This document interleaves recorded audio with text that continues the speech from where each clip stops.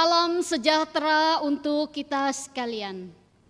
Shalom Bapak Ibu, saudara-saudaraku yang diberkati oleh Tuhan, semua warga jemaat GKE Langkai, serta warga jemaat di mana saja berada, yang mengikuti ibadah minggu hari ini, 5 Juli 2020, di rumah masing-masing. Hari ini kita kembali beribadah secara virtual atau online dengan menggunakan liturgi yang disampaikan oleh Majelis Sinode GKE, liturgi virtual model 1, dan marilah kita mengikuti ibadah ini dengan hikmat oleh pertolongan Tuhan. Mari kita memulai ibadah kita. Kita memuji nama Tuhan dari pelengkap Kidung Jemaat nomor 184 bait 1 dan 2. Dan pada bait yang kedua jemaat dimohon berdiri. Nama Yesus termulia.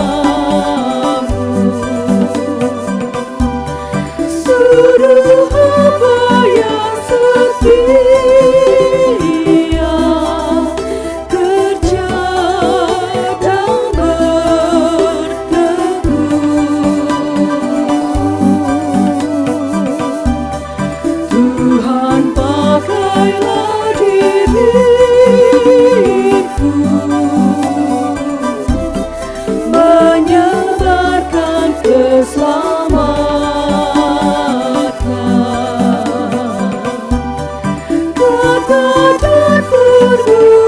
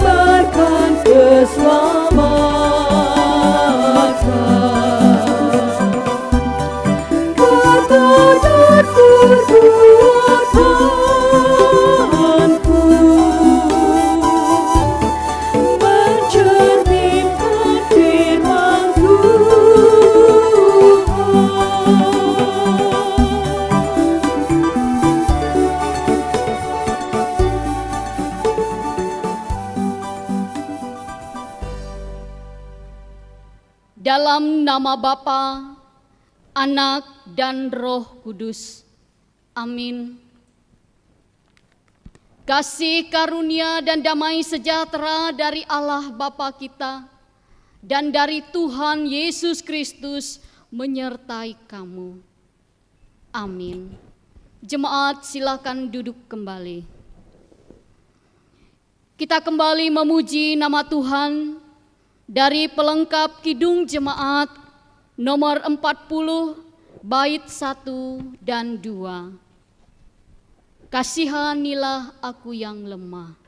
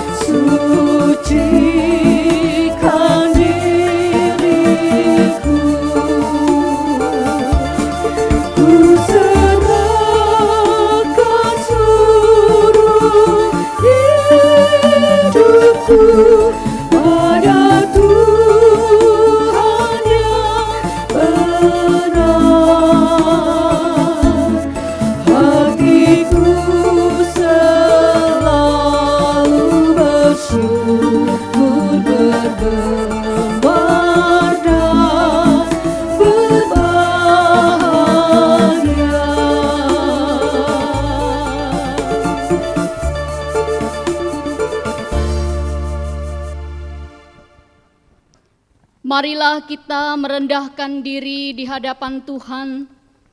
Kita mengaku dosa kita dan mengucap syukur di dalam doa. Kita berdoa. Ya Bapa yang di sorga, Yesus Kristus Juru Selamat kami, Engkau mengenal kami lebih dari siapapun. Engkau mengerti setiap kami. Engkau menganggap kami sebagai biji matamu yang berharga. Engkau begitu mengasihi kami anak-anak-Mu. Namun ya Bapa, kami sadar sebab kasih yang sudah Engkau berikan kepada kami. Justru kami sering menyakiti hati-Mu melalui pikiran, perkataan, dan perbuatan kami. Kami mengaku dosa dan kesalahan kami. Kiranya Engkau berkenan mengampuni kami dan dapat meraih kasih penyertaan-Mu. Bawalah kami untuk selalu dekat kepadamu. Di tengah pandemi COVID-19 yang tengah melanda kami dan dunia, mengingatkan betapa lemah dan fananya hidup kami.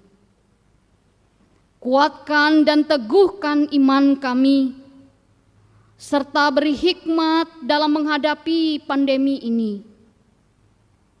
Kami yang berdosa, bersyukur karena kasih-Mu yang tiada terbatas itu telah memungkinkan dan melayakkan kami untuk berbakti kepada-Mu. Berkatilah kami umat-Mu yang beribadah di rumah masing-masing pada hari ini. Kiranya pujian, doa, dan firman-Mu menjadi berkat untuk hidup kami. Kami berdoa di dalam nama Tuhan Yesus, Juru Selamat kami. Amin. Firman Tuhan yang akan kita dengar dan kita renungkan pada minggu hari ini, Minggu 5 Juli 2020, sesuai dengan Almanak Nas Gereja Kalimantan Evangelis, yaitu terdapat di dalam kitab Injil Matius pasal 11 ayat 16 sampai 19 dan ayat 25 sampai 30. Sebelum kita membaca dan merenungkan firman Tuhan, mari kita berdoa. Tuhan yang penuh kasih, kami ingin belajar dari firman-Mu. Tolonglah kami agar firman yang kami baca dan kami dengar dapat menjadi petunjuk untuk kami melangkah selanjutnya. Setiap perkataan dari firman yang kami baca menjadi penerang dalam kehidupan kami. Bimbinglah kami untuk menjadi pendengar yang baik dan menjadi pelaku firman Tuhan di dalam kehidupan kami. Di dalam nama Tuhan Yesus firman yang hidup, kami serahkan pemberitaan firman ini. Amin. Injil Matius pasal 11 ayat 16 sampai ayat 19 dan ayat 25 sampai ayat 30 yang demikian bunyinya. Dengan apakah akan keumpamakan angkatan ini?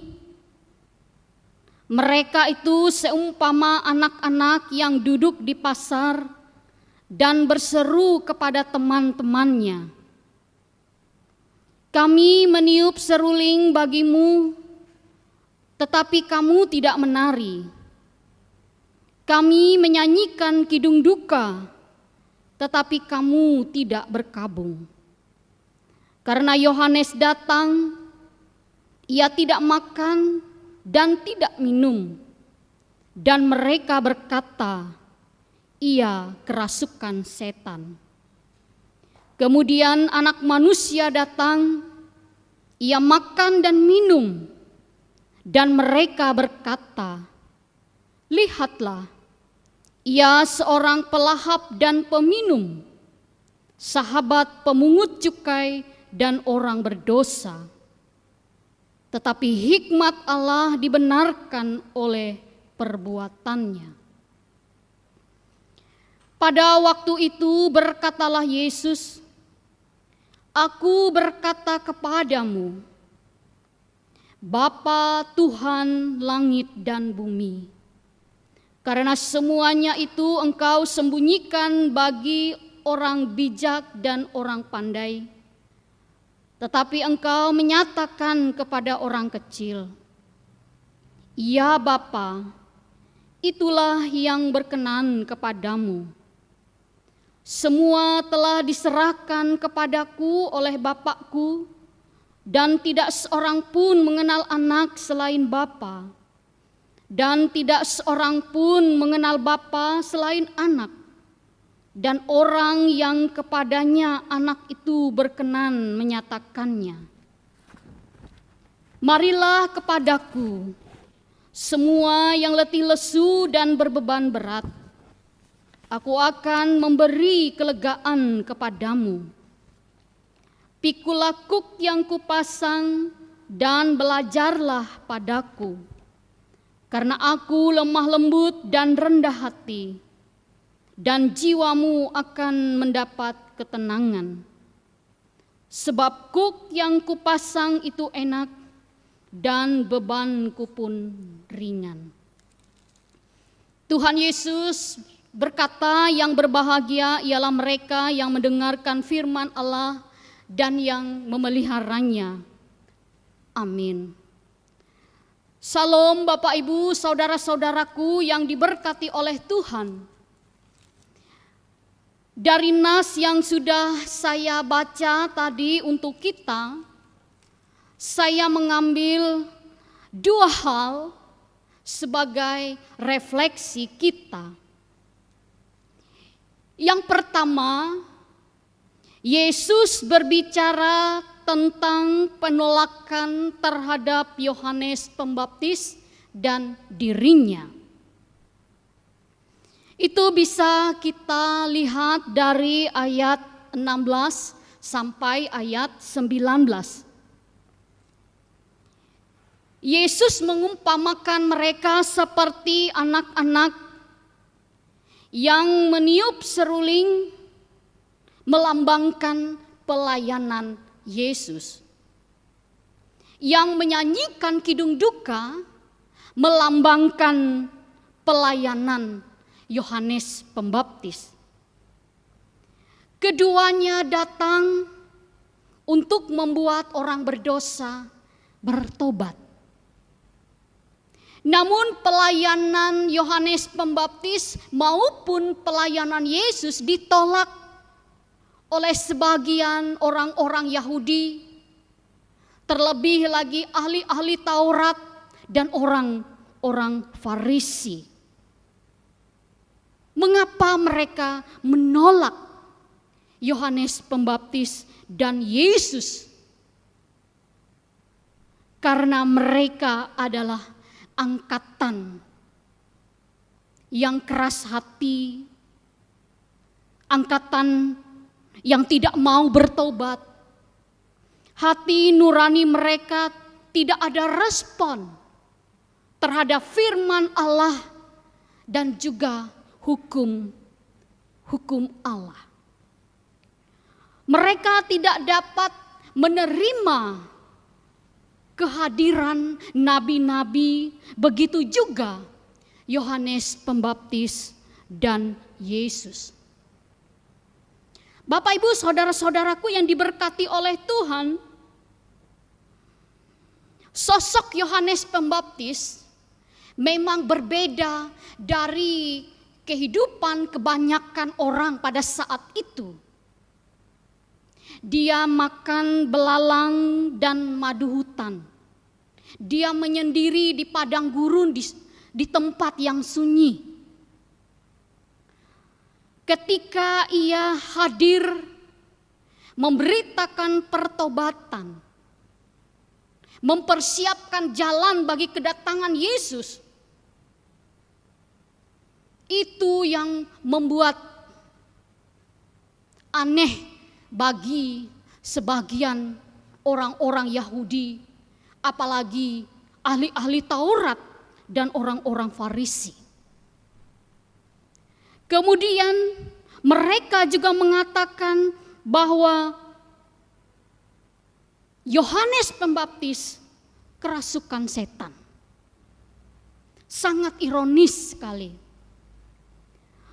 Kemudian yang berikutnya ketika Yesus memberitakan kerajaan Allah, dia mengasihi orang-orang berdosa, ia bergaul dengan para pemungut cukai, bahkan perempuan Samaria dan yang lainnya. Mereka mengatakan dia bergaul dengan orang-orang berdosa. Dia pelahap, dia peminum. Bapak, Ibu, saudara-saudaraku yang diberkati oleh Tuhan, mereka menilai kehadiran Yohanes Pembaptis dan Yesus memang sangat keliru. Bapak, Ibu, saudara-saudaraku yang diberkati oleh Tuhan, ketika mereka mau membuka diri dan kehidupan mereka untuk menerima pemberitaan Yohanes Pembaptis mengenai pertobatan dan juga pemberitaan Yesus mengenai kerajaan Allah, pastilah mereka akan menerima keselamatan yang dari Tuhan. Tetapi mereka menutup diri mereka, menutup pintu hati mereka, hati nurani mereka. Bapak, Ibu, saudara-saudaraku yang diberkati oleh Tuhan, ini merupakan gambaran dari kehidupan manusia yang hanya mengandalkan kemampuan intelektual, karena firman Allah yang disampaikan itu adalah hikmat dari Allah. Firman Allah seringkali memang tidak mampu kita pahami secara akal dan logika kita manusia. Tetapi ketika kita mau menyerahkan diri kita kepada Allah di dalam Tuhan kita Yesus Kristus, hanya dengan iman kita dapat menerima apa yang disampaikan kepada kita. Nas ini menjadi perenungan bagi kita. Mari kita membuka hati dan hidup kita untuk menerima pemberitaan firman yang disampaikan kepada kita. Baik melalui nabi-nabi dalam Alkitab maupun yang disampaikan oleh Yesus dalam kitab Injil dan juga dalam kitab-kitab dalam Perjanjian Baru. Hal yang kedua dari nas kita ini yaitu ajakan Yesus. Itu bisa kita lihat dari ayat 28 sampai ayat 30.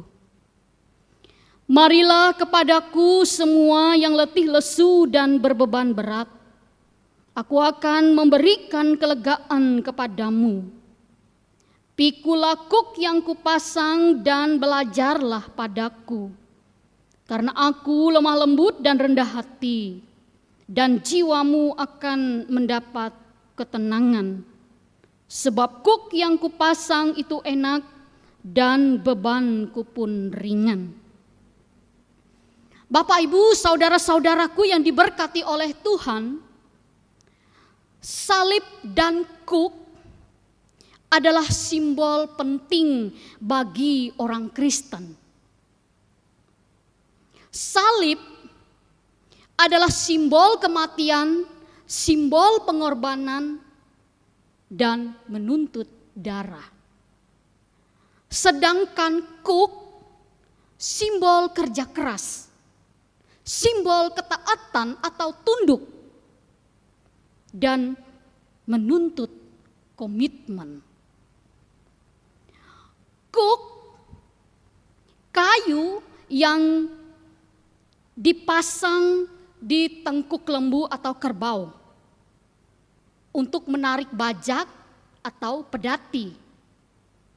Dengan menggunakan kuk, lembu atau kerbau dapat dipakai untuk membajak sawah atau menarik gerobak.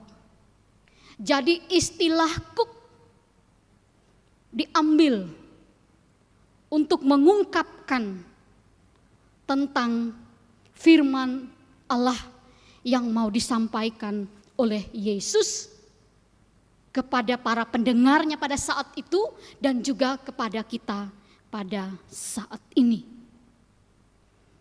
Bapak, Ibu, saudara-saudaraku yang diberkati oleh Tuhan, untuk orang Yahudi atau Yudaisme, kuk itu adalah hukum. Hukum yang harus dipikul.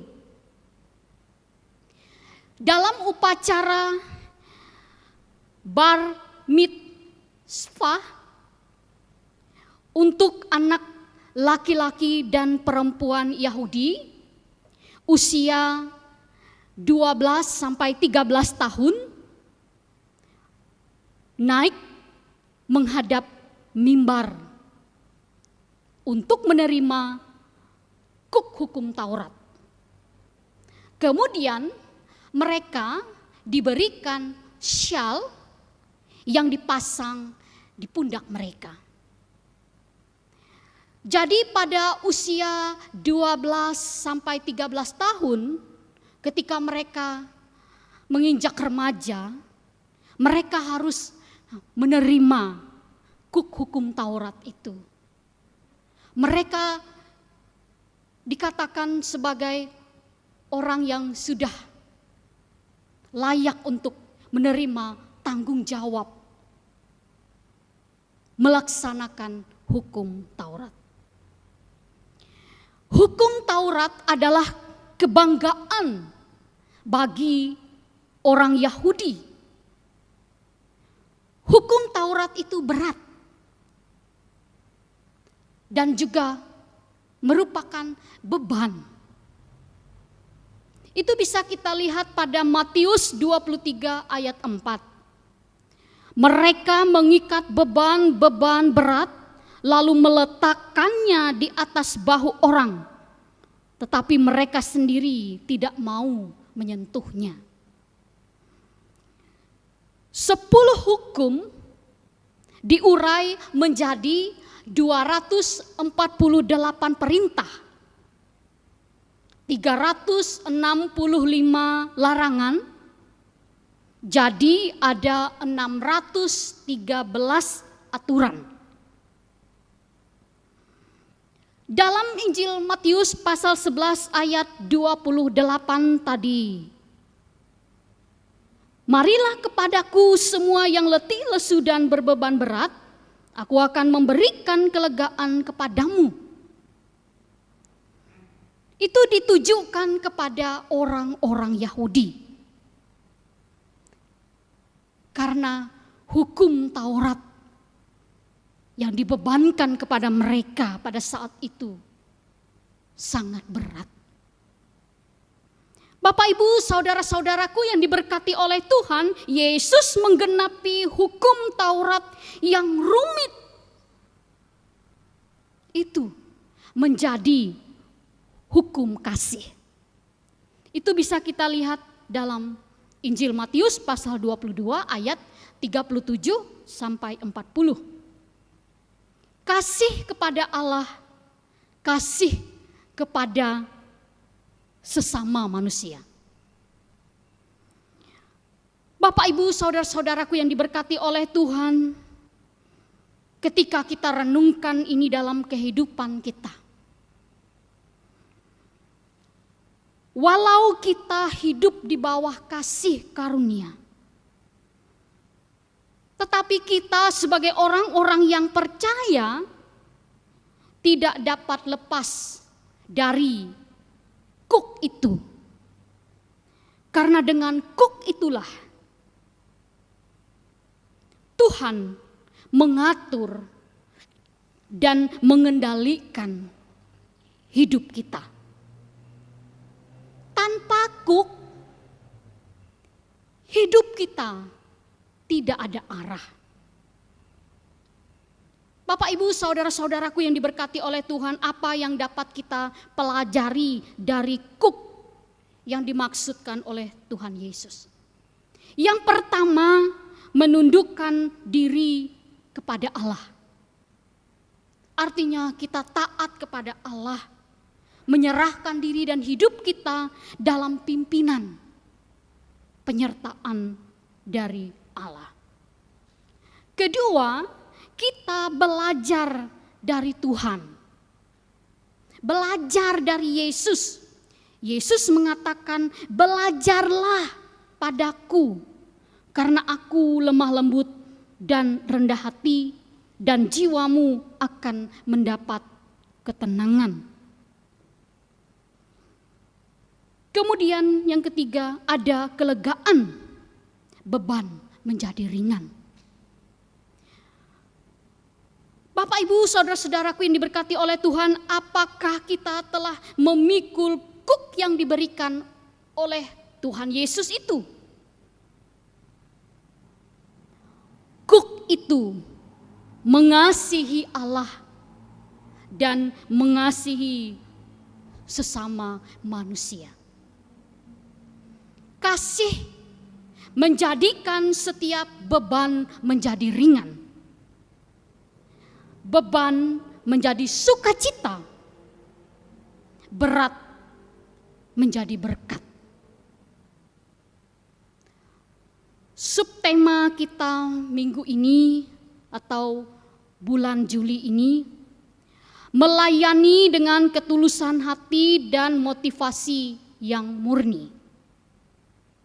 Artinya melayani dengan kesungguhan, keikhlasan, kejujuran, dengan dorongan yang timbul dalam diri secara sadar atau tidak sadar, untuk mencapai tujuan yang positif yang timbul dalam diri kita.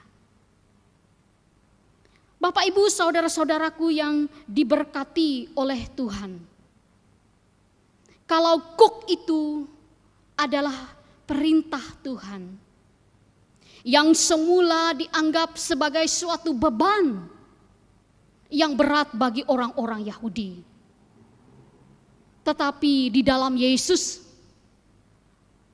kuk itu menjadi ringan karena ada Tuhan yang bekerja, berkarya bersama-sama dengan kita.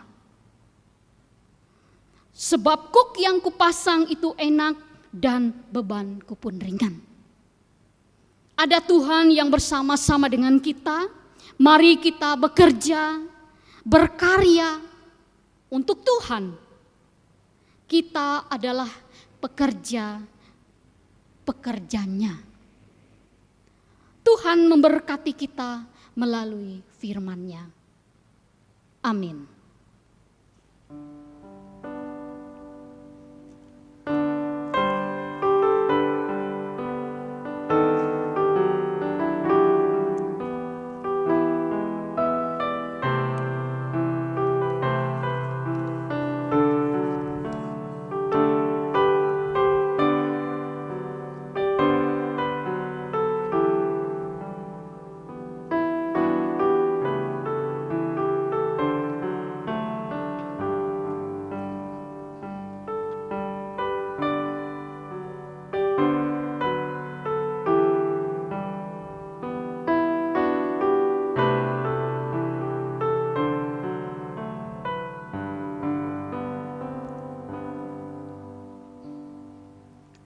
Mari kita berdoa, kita naikkan syafaat kita.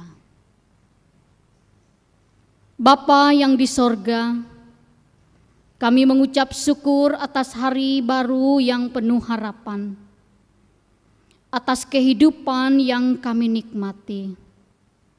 Kami bersyukur dapat beribadah pada hari ini bersama dengan keluarga kami dan memuliakan nama-Mu. Terima kasih untuk firman yang sudah kami dengar dan kami renungkan. Tolonglah kami agar firman Tuhan dapat tertanam di setiap hati kami dan dapat menjadi pertolongan dalam kami menjalani kehidupan kami. Dapat menjadi sumber perdamaian serta menyebarkan kasih yang diteladankan oleh Yesus.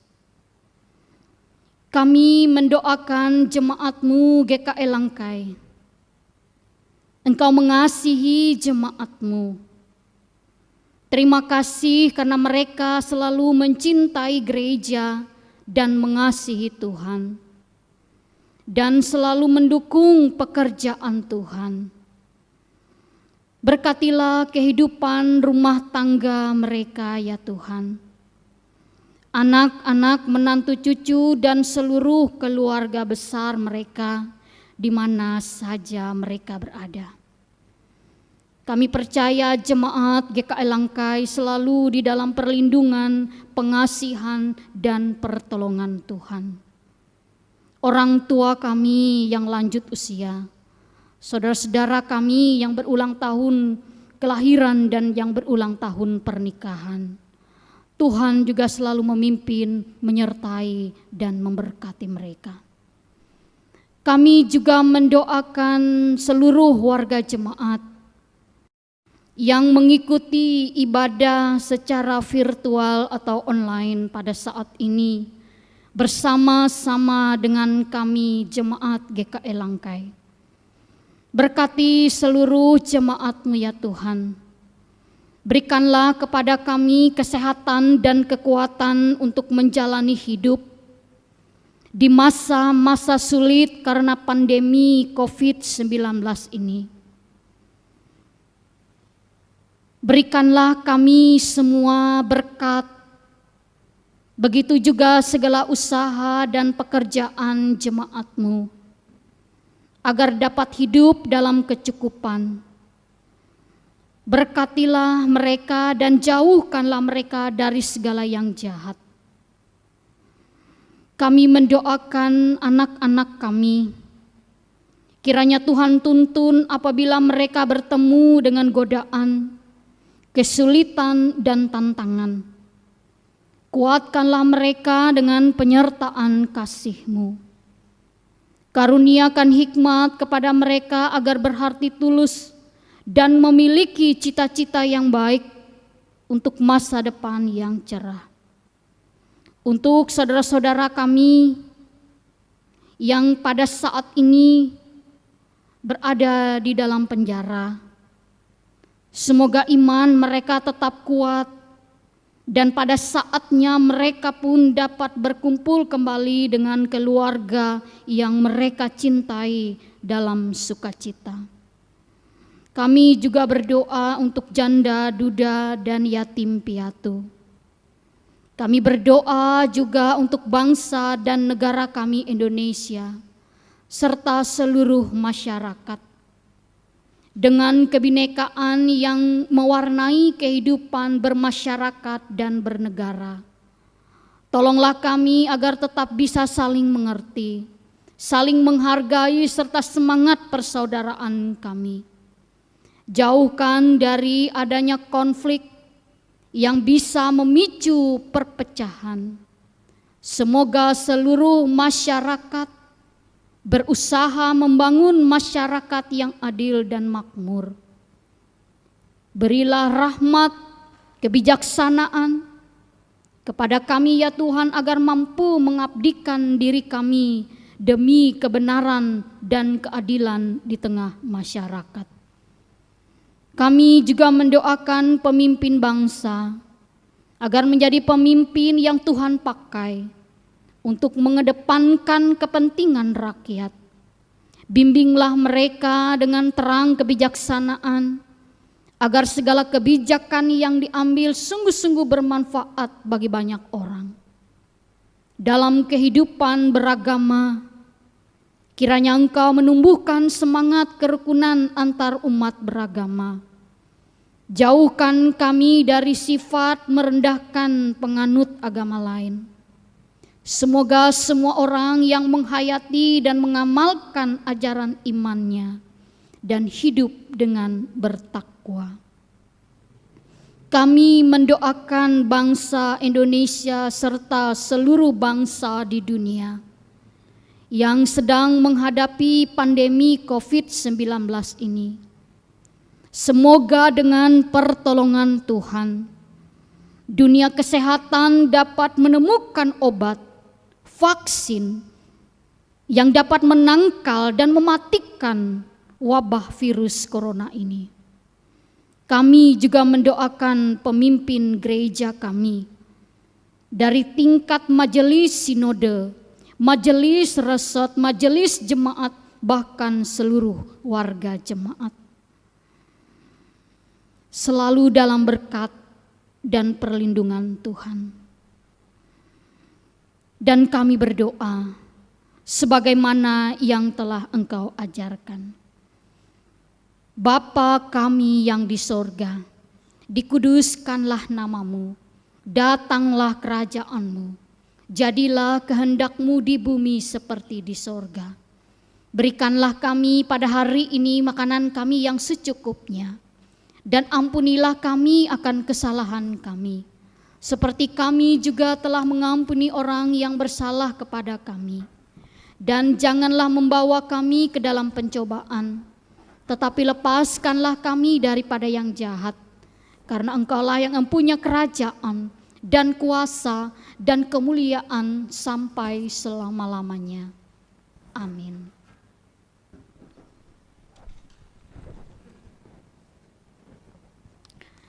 Sekarang ada kesempatan bagi kita untuk mempersembahkan persembahan syukur kita kepada Tuhan.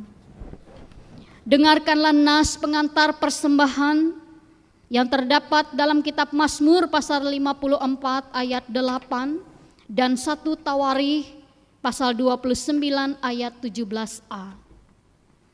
Dengan rela hati aku akan mempersembahkan korban kepadamu, bersyukur sebab namamu baik ya Tuhan. Aku tahu ya Allahku, bahwa Engkau adalah penguji hati dan berkenan kepada keikhlasan. Maka aku pun mempersembahkan semuanya itu dengan sukarela dan tulus ikhlas. Mari kita berdoa.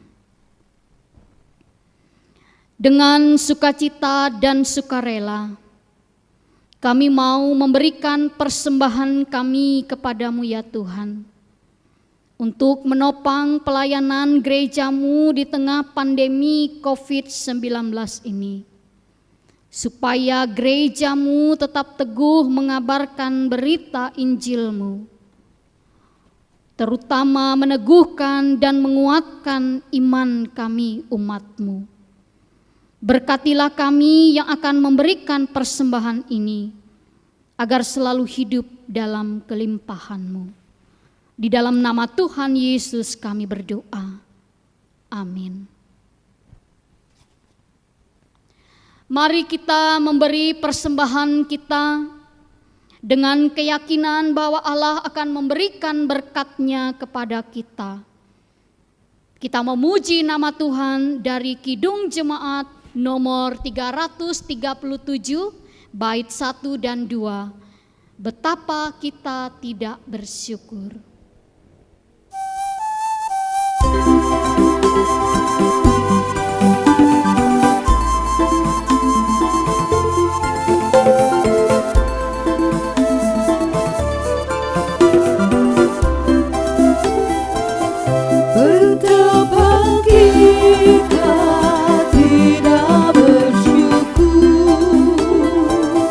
Bertanah air kaya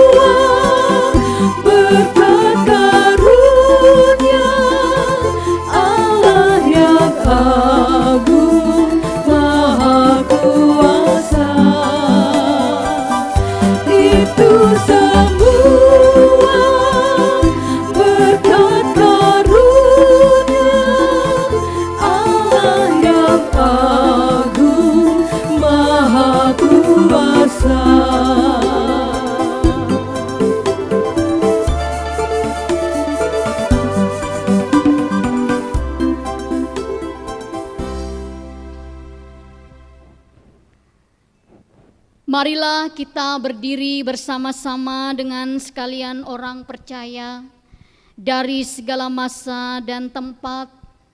Kita mengikrarkan pengakuan iman rasuli. Mari kita ucapkan dengan hati dan mulut kita demikian. Aku percaya kepada Allah Bapa yang Maha Kuasa, Khalik langit dan bumi, dan kepada Yesus Kristus anaknya yang tunggal Tuhan kita, yang dikandung daripada Roh Kudus, lahir dari anak darah Maria, yang menderita di bawah pemerintahan Pontius Pilatus, disalibkan, mati dan dikuburkan, turun ke dalam kerajaan maut. Pada hari yang ketiga bangkit pula dari antara orang mati, naik ke sorga, duduk di sebelah kanan Allah Bapa yang Maha Kuasa, dan akan datang dari sana untuk menghakimi orang yang hidup dan yang mati. Aku percaya kepada Roh Kudus, gereja yang kudus dan am, persekutuan orang kudus, pengampunan dosa, kebangkitan daging, dan hidup yang kekal.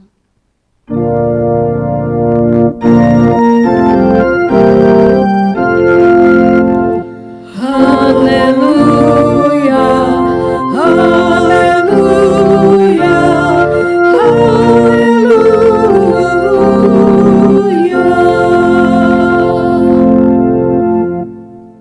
Terimalah berkat Tuhan. Tuhan memberkati engkau dan melindungi engkau. Tuhan menyinari engkau dengan wajah-Nya dan memberi engkau kasih karunia. Tuhan menghadapkan wajah-Nya kepadamu dan memberi engkau damai sejahtera.